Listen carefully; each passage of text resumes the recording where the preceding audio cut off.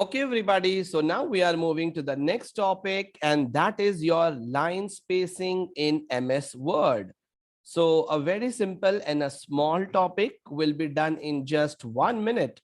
So I double click and I open the file and I say enable editing. And here is my data.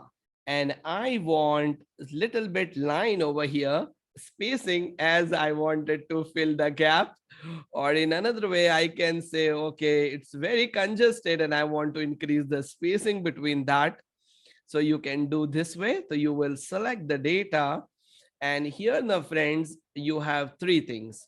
One is in the home.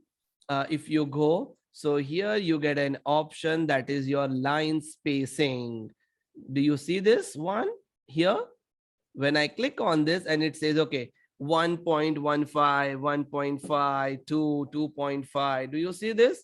Okay, but I will show you this with the help of shortcuts.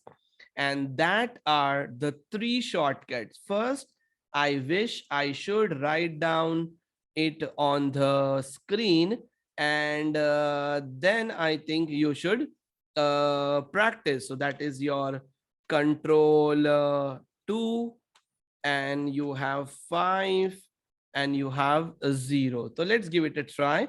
So I say control 2. So it becomes 2. This. So when I come over here, see it came 2 over here as well. Okay. So if I say control 5, and then when I come over here and check, it's taking 1.5. So you have control 5, you have control 2, and then you have control 1. Control 1 means normal. So again, I come over here, it becomes 1.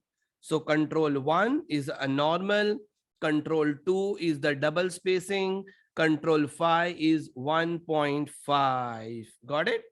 So give it a try over here, everybody. I say /1. Okay.